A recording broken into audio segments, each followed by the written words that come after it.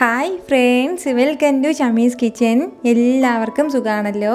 ഇന്ന് നമ്മൾ തയ്യാറാക്കുന്നത് നല്ലൊരു സ്വീറ്റ് റെസിപ്പിയാണ്. അപ്പോൾ വീഡിയോയിലേക്ക് പോകുന്നതിന് മുന്നേ നമ്മുടെ ഷമീസ് കിച്ചൻ ചാനൽ ഇതുവരെയും സബ്സ്ക്രൈബ് ചെയ്യാത്തവരുണ്ടെങ്കിൽ, അല്ലെങ്കിൽ ഇത് ആദ്യമായിട്ടാണ് കാണുന്നതെങ്കിൽ പ്ലീസ് ഒന്ന് സബ്സ്ക്രൈബ് ചെയ്തേക്കണേ. കൂടെ തന്നെ ആ തൊട്ടടുത്ത് കാണുന്ന ബെല്ലൈക്കനിൽ ഓൾ കൂടി ഒന്നും മറക്കാതെ പ്രസ് ചെയ്തേക്കണം. എന്നാൽ ശരി, നമുക്ക് വേഗം വീഡിയോയിലേക്ക് പോകാം. നമ്മുടെ ഈ സ്വീറ്റ് റെസിപ്പി തയ്യാറാക്കിയെടുക്കാനായിട്ട് ഫസ്റ്റ് നമുക്കിതിലേക്ക് വേണ്ടത് ചിരകിയ തേങ്ങയാണ്. ഞാനിപ്പോൾ 1 കപ്പ് നിറയെ തേങ്ങ എടുത്തിട്ടുണ്ട്. അത് നമുക്കൊരു കടായിലേക്ക് ചേർത്ത് കൊടുക്കാം. ഒട്ടും പ്രയാസമില്ലാതെ വളരെ ടേസ്റ്റി ആയിട്ട് പെട്ടെന്ന് തയ്യാറാക്കിയെടുക്കാൻ പറ്റുന്നതാണിത്. തേങ്ങ ചേർത്ത് കൊടുത്തു കഴിഞ്ഞാൽ പിന്നെ നമുക്ക് വേണ്ടത് മീഡിയം ഫ്ലെയിമിൽ വെച്ചിട്ട് ഈ തേങ്ങ നല്ലതുപോലെ ഒന്ന് വറുത്തെടുക്കണം. ഇതിപ്പോൾ നല്ല പച്ച തേങ്ങയാണ്, അപ്പോൾ അതിൻ്റെ പേരിൽ നമുക്ക് ചെറുതായിട്ടൊന്ന് വറുത്തെടുക്കണം. ഇതിലുള്ള നനവൊക്കെ ഒന്ന് മാറിയിട്ട് നല്ലതുപോലെ ഒന്ന് ഡ്രൈ ആകുന്നവരെ മാത്രം ഒന്ന് വറുത്തെടുത്താൽ മതിയാവും. കളറൊന്നും മാറണം എന്നുള്ള ആവശ്യമൊന്നുമില്ല. കുട്ടികളൊക്കെ പെട്ടെന്ന് സ്വീറ്റ്സൊക്കെ തയ്യാറാക്കി കേൾക്കുമ്പോഴത്തേക്കും നമുക്ക് ഇതുപോലെ സിമ്പിളായിട്ട് തയ്യാറാക്കി കൊടുക്കാൻ പറ്റുന്ന ഒന്നാണ്. അപ്പോൾ ഇതൊരു 2-3 മിനിറ്റ് മീഡിയം ഫ്ലെയിമിൽ വെച്ചിട്ട് നമുക്ക് നല്ലതുപോലെ ഒന്ന് വറുത്ത് കൊടുക്കാം. ഒരു 2 മിനിറ്റ് ഞാനിപ്പോൾ ഒരു മീഡിയം ഫ്ലെയിമിൽ വെച്ചിട്ട് നന്നായിട്ടൊന്ന് വറുത്ത് കൊടുക്കുമ്പോഴത്തേക്കും അതിലേക്കുള്ള നനവൊക്കെ ഒന്ന് മാറിയിട്ട് നല്ലതുപോലെ ഡ്രൈ ആയിട്ട് കിട്ടിയിട്ടുണ്ട്. അപ്പോൾ ഈ ഒരു രീതിയിൽ മാത്രം നമുക്കിത് കിട്ടിയാൽ മതിയാവും. അപ്പോൾ ഇത്രയും ആയി കഴിഞ്ഞാൽ പിന്നെ നമുക്കിതിലേക്ക് ചേർത്ത് കൊടുക്കേണ്ടത് ഒരു 1/2 കപ്പ് അളവിൽ കപ്പലണ്ടി കൂടിയാണ്. നല്ല വറുത്ത കപ്പലണ്ടി വേണം നമ്മളിലേക്ക് ചേർക്കാനായിട്ട്. അതിൻ്റെ പുറത്തുള്ള തൊലിയൊക്കെ മാറ്റിയിട്ട്, പക്ഷേ ഈ വറുത്ത കപ്പലണ്ടി നമ്മൾ മിക്സിയിട്ട് നന്നായിട്ട് പൊടിച്ചിട്ട് വേണം ചേർക്കാനായിട്ട്. 1/2 കപ്പിൻ്റെ അളവിൽ മാത്രമേ ഞാൻ എടുത്തിട്ടുള്ളൂ. ഒരുപാട് സ്വീറ്റ് നമ്മൾ തയ്യാറാക്കുന്നില്ല, വളരെ കുറച്ച് മാത്രമേ തയ്യാറാക്കുന്നുള്ളൂ. എന്നാൽ ശരി, നമുക്ക് വേഗം ഇതൊന്ന് മിക്സിയുടെ ചെറിയ ജാറിലിട്ട് നല്ലതുപോലെ ഒന്ന് പൊടിച്ചെടുക്കാം. നമ്മുടെ 1/2 കപ്പ് അളവിലുള്ള കപ്പലണ്ടി ഞാനിപ്പോൾ നല്ലതുപോലെ പൊടിച്ചെടുത്തിട്ടുണ്ട്. പൊടിച്ചെടുക്കുമ്പോൾ പ്രത്യേകം ശ്രദ്ധിക്കേണ്ട ഒരു കാര്യമാണ്, നല്ലതുപോലെ ഒരുപാട് സമയത്ത് പൊടിക്കരുത്. എങ്കിൽ പിന്നെ അതിനുള്ളിലുള്ള കപ്പലണ്ടിയുടെ എണ്ണയൊക്കെ പുറത്ത് വരും. അതിൻ്റെ പേരിൽ ചെറിയ രീതിയിൽ മാത്രമേ നമ്മളൊന്ന് അടിച്ചെടുക്കാൻ പാടുള്ളൂ.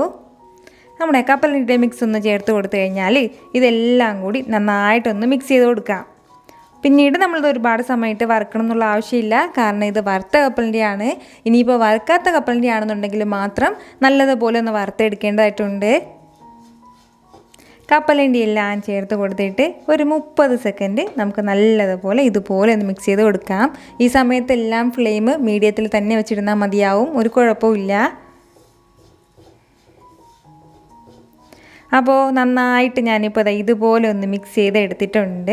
ഇത് ഇത്രയും തന്നെ മതിയാവും. ഇനി നമുക്ക് വേണ്ടത് ഒരു 3 ടേബിൾ സ്പൂൺ അളവിൽ പാൽപ്പൊടിയും കൂടിയാണ്. ഇനിയിപ്പോൾ നമ്മുടെ കയ്യിൽ പാൽപ്പൊടി ഇല്ലയെന്നുണ്ടെങ്കിൽ പകരം പാൽ തന്നെ ചേർത്ത് കൊടുത്താൽ മതിയാവും, ഒരു കുഴപ്പമില്ല. അപ്പോൾ പാലാണ് ചേർക്കുന്നതെങ്കിൽ 1 കപ്പ് അളവിൽ പാൽ വേണം നമ്മളിതിലേക്ക് ചേർക്കാനായിട്ട്. പാൽ ചേർത്ത് കൊടുത്തതിന് ശേഷം ഇതെല്ലാം ഒന്ന് വറ്റിച്ചെടുക്കണം. ഇപ്പോൾ ഞാൻ പാൽപ്പൊടിയാണ് ചേർത്തിട്ടുള്ളത്. 3 ടേബിൾ സ്പൂൺ അളവിലാണ് നമ്മളിതിലേക്ക് പാൽപ്പൊടി ചേർത്തിട്ടുള്ളത്. അതും ചേർത്തിട്ട് നന്നായിട്ടൊന്ന് മിക്സ് ചെയ്തെടുക്കണം. പാൽപ്പൊടി ചേർക്കുമ്പോഴത്തേക്കും ഒരു പ്രത്യേക ടേസ്റ്റാണ്, അതിൻ്റെ പേരിലാണ് നമ്മൾ പാൽപ്പൊടി ചേർത്തിട്ടുള്ളത്. ഇതുപോലെ ചെറിയ രീതിയിലൊന്ന് മിക്സ് ചെയ്ത് എടുത്തു കഴിഞ്ഞാൽ പിന്നെ നമുക്കിതിലേക്ക് വേണ്ടത് മധുരത്തിന് ആവശ്യമായിട്ടുള്ള പഞ്ചസാര കൂടിയാണ്. ഞാനിപ്പോൾ ഇതിലേക്ക് ഒരു 100 ഗ്രാം അളവിലാണ് പഞ്ചസാര എടുത്തിട്ടുള്ളത്. പഞ്ചസാര നമ്മുടെ മധുരത്തിനനുസരിച്ചിട്ട് മാത്രം ചേർത്ത് കൊടുത്താൽ മതിയാവും. പഞ്ചസാരയും ചേർത്ത് കൊടുത്തു കഴിഞ്ഞാൽ പിന്നെ നമുക്കിതിലേക്ക് വേണ്ടത് ഒരു 1/4 കപ്പ് അളവിൽ പാലും കൂടിയാണ്. നമ്മൾ ഈ പാൽ ചേർത്ത് കൊടുക്കുന്നത് എന്തിനെന്ന് വെച്ചാൽ നമ്മുടെ പഞ്ചസാരയൊക്കെ പെട്ടെന്ന് മെൽറ്റായിട്ട് കിട്ടാൻ വേണ്ടിയിട്ടാണ് പാൽ ചേർത്ത് കൊടുക്കുന്നത്.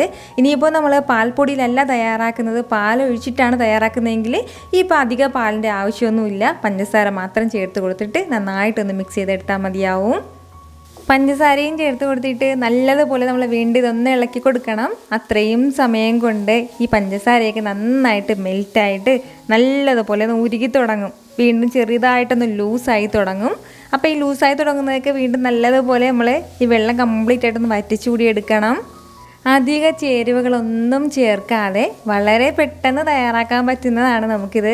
നമുക്ക് കാണുമ്പോൾ വളരെ കുറച്ച് മാത്രമേ ചേരുവകൾ ചേർത്തിട്ടുള്ളൂ, പക്ഷേ നമ്മൾ തയ്യാറാക്കി എടുക്കുമ്പോഴത്തേക്കും വളരെ ടേസ്റ്റി ആയിട്ടുള്ള ഒന്നാണ്. ഒരു സ്പെഷ്യൽ ഫംഗ്ഷനോ അല്ലാന്നുണ്ടെങ്കിൽ വിശേഷ ദിവസങ്ങളിലോ കുട്ടികൾ എന്തെങ്കിലും സ്വീറ്റ് ചോദിക്കുമ്പോഴൊക്കെ നമുക്ക് സിമ്പിളായിട്ട് ഇതുപോലെ തയ്യാറാക്കി കൊടുക്കാവുന്നേ ഉള്ളൂ.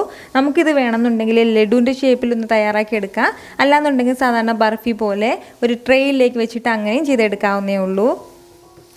ഏകദേശം ഒരു 2 മിനിറ്റെങ്കിലും നമ്മൾ മീഡിയം ഫ്ലെയിമിൽ വെച്ചിട്ട് നന്നായിട്ട് ഒന്ന് വഴറ്റി കൊടുക്കണം. കാരണം ഇത് തണുത്തിട്ട് വരുമ്പോഴത്തേക്കും ചെറിയ രീതിയിലൊന്ന് ഹാർഡായിട്ട് കിട്ടേണ്ടതാണ്, അതിൻ്റെ പേരിലാണ്. ഞാനിപ്പോൾ ഇതുപോലെ നന്നായിട്ട് ഇതെല്ലാം ഒന്ന് മിക്സ് ചെയ്തെടുത്തിട്ടുണ്ട്. അപ്പോൾ ഇത് ഇത്രയും തന്നെ മതിയാവും. ഇനി നമുക്കിതിലേക്ക് ഫൈനലി ചേർത്ത് കൊടുക്കേണ്ടത് ഒരു 1/4 ടീസ്പൂൺ അളവിൽ ഏലക്ക പൊടിച്ചതും കൂടിയാണ്. അപ്പോൾ ഏലക്കയുടെ നല്ലൊരു ഫ്ലേവർ ഉണ്ടാവും, അതിന് വേണ്ടിയിട്ടാണ്. ഏലക്ക പൊടിയുടെ കൂടെ തന്നെ പിന്നെ നമുക്ക് വേണ്ടതാണ് ചെറിയ ഒരു ടീസ്പൂണിൽ 1 ടീസ്പൂൺ അളവിൽ നെയ്യും കൂടി. അപ്പോൾ നെയ്യും ചേർത്ത് കൊടുത്തതിന് ശേഷം ഇതെല്ലാം നമുക്ക് നല്ലതുപോലെ ഒന്ന് മിക്സ് ചെയ്തെടുക്കാം. നന്നായിട്ടൊന്ന് മിക്സ് ചെയ്തെടുത്ത് കഴിഞ്ഞാൽ പിന്നെ ബാക്കി ജോലികളൊന്നും നമുക്ക് ഇതിലേക്കില്ല. ഇനി നേരെ ഫ്ലെയിം ഒന്ന് ഓഫ് ചെയ്യണം, അത്രയും മാത്രമേ ഉള്ളൂ. അപ്പോൾ ശരി, നല്ലതുപോലെ ഒന്ന് മിക്സ് ചെയ്തെടുക്കുകയാണ് ഞാനിപ്പോൾ. നന്നായിട്ട് ഇതുപോലെ ഒന്ന് മിക്സ് ചെയ്തെടുത്ത് കഴിഞ്ഞാൽ പിന്നെ നമുക്ക് ഫ്ലെയിം ഓഫ് ചെയ്യാം. ഇനി നമുക്ക് വേണ്ടത് ഇതൊന്ന് ചെറുതായിട്ടൊന്ന് തണുക്കാൻ വേണ്ടിയിട്ട് വെക്കാം. നല്ലതുപോലെ തണുക്കണമെന്ന് ആവശ്യമില്ല, ചെറിയ രീതിയിലൊന്ന് തണുക്കണം. ഇനിയിപ്പോൾ നമ്മൾ ബർഫി പോലെയാണ് തയ്യാറാക്കുന്നതെങ്കിൽ ഈ ചൂടോടുകൂടി തന്നെ നമുക്ക് ഇഷ്ടമുള്ള ട്രേയിലേക്ക് ഇതൊന്ന് വെക്കാം. ഞാൻ പക്ഷേ ലഡു പോലെ ലഡുവിൻ്റെ ഷേപ്പിലാണ് ഇത് തയ്യാറാക്കി എടുക്കുന്നത്. അതിൻ്റെ പേരിൽ ചെറിയ രീതിയിലൊന്ന് തണുക്കാൻ വേണ്ടി വെക്കുകയാണ്. ഇതിപ്പോൾ ചെറിയ രീതിയിലൊന്ന് തണുത്തിട്ട് വന്നിട്ടുണ്ട്. ഇനി നമുക്കിതിൽ നിന്ന് ചെറിയ ചെറിയ പീസാക്കി എടുത്തതിന് ശേഷം നമുക്ക് ഇഷ്ടമുള്ള ഷേപ്പിൽ ഇതൊന്ന് റോൾ ചെയ്തെടുക്കാം. ഫസ്റ്റ് നമ്മൾ ചെറുതായിട്ടൊന്ന് റോൾ ചെയ്യുന്ന ടൈമിൽ ചെറിയൊരു ചൂടുണ്ടാവും കയ്യിന്. അപ്പോൾ അത് കഴിയുമ്പോഴത്തേക്കും പിന്നെ ആ ചൂടുണ്ടാവില്ല, കുഴപ്പമില്ല. പെട്ടെന്ന് തന്നെ നമുക്കിത് റോൾ ചെയ്തെടുക്കാവുന്നതേ ഉള്ളൂ. നമ്മൾ ഇത്രയും ചേരുവ വെച്ചിട്ടാണ് ഇതുപോലൊരു സ്വീറ്റ് റെസിപ്പി തയ്യാറാക്കിയത്. നമ്മൾ ആർക്കെങ്കിലും ഇത് ചെയ്ത് കൊടുക്കുമ്പോഴത്തേക്കും അവർ വിശ്വസിക്കുകയില്ല. അത്രയും വളരെ ടേസ്റ്റി ആയിട്ടുള്ള നല്ലൊരു കോക്കനട്ട് പീനട്ട് ലഡുവാണിത്. ഉറപ്പായിട്ട് ഇതൊന്ന് ട്രൈ ചെയ്ത് നോക്കണം. എല്ലാ ചേരുവകളും നമ്മുടെ വീട്ടിലുള്ളത് തന്നെയാണ്. ആകെ വേണ്ടത് കപ്പലണ്ടി മാത്രമാണ്. അപ്പോൾ കപ്പലണ്ടി വാങ്ങുമ്പോഴത്തേക്ക് ഉറപ്പായിട്ടും ട്രൈ ചെയ്ത് നോക്കണം. അപ്പോൾ നമുക്ക് വേണമെന്നുണ്ടെങ്കിൽ ഇങ്ങനെ തന്നെ ഇത് കഴിക്കാവുന്നേ ഉള്ളൂ. അല്ലാന്നുണ്ടെങ്കിൽ ഇതിന് മുകളിലേക്ക് ചെറുതായിട്ടൊന്ന് ഡെസിക്കേറ്റഡ് കോക്കനട്ടിലൊന്ന് റോൾ ചെയ്തെടുക്കുകയാണെന്നുണ്ടെങ്കിൽ ഒരു പ്രത്യേക ഭംഗിയായിരിക്കും.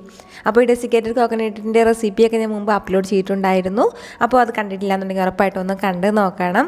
നമ്മൾ ഈ കോക്കനട്ടിലൊന്ന് റോൾ ചെയ്തെടുക്കുമ്പോഴത്തേക്കും പുറത്തിങ്ങനെ ചെറിയ ചെറിയ വെള്ള പോലെ ചെറിയ ഭംഗി ഉണ്ടാകും, അത്രയും മാത്രമേ ഉള്ളൂ.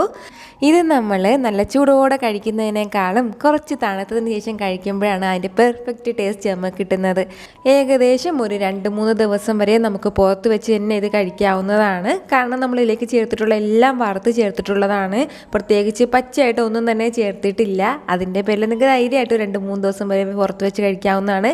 അല്ലാന്നുണ്ടെങ്കിൽ ഫ്രിഡ്ജിൽ നമുക്ക് സൂക്ഷിക്കാവുന്നതാണ്. ഫ്രിഡ്ജിലാണെന്നുണ്ടെങ്കിൽ ഒരാഴ്ചയിൽ കൂടുതൽ വരെ നമുക്കിത് സൂക്ഷിക്കാവുന്നതേ ഉള്ളൂ. അപ്പോൾ ട്രൈ ചെയ്ത് നോക്കുന്നവരെല്ലാവരും എനിക്കിത് ഫീഡ്ബാക്ക് മറക്കാതെ അറിയിക്കണം. ഈ വീഡിയോ നിങ്ങൾക്ക് ഇഷ്ടമായിട്ടുണ്ടെന്നാണ് എൻ്റെ വിശ്വാസം. ഇഷ്ടമായാൽ ഇതൊന്ന് ലൈക്ക് ചെയ്തേക്കണം. ഇത് മറ്റുള്ളവരും കാണണമെന്ന് ആഗ്രഹിക്കുന്നുണ്ടെങ്കിൽ നിങ്ങളുടെ ഫ്രണ്ട്സിനും ഫാമിലിക്കും എല്ലാവർക്കും ഒന്ന് ഷെയർ ചെയ്ത് കൊടുക്കാനും മറക്കരുത്. വീണ്ടും നല്ലൊരു ഉഷാറ് വീഡിയോ ആയിട്ട് ഞാൻ വരുന്നതായിരിക്കും. അതുവരേക്കും എല്ലാവരും ഹാപ്പി ആയിട്ടിരിക്കുക, സന്തോഷമായിട്ടിരിക്കുക, എല്ലാവരും സേഫ് ആയിട്ടിരിക്കണം. Take care dear friends.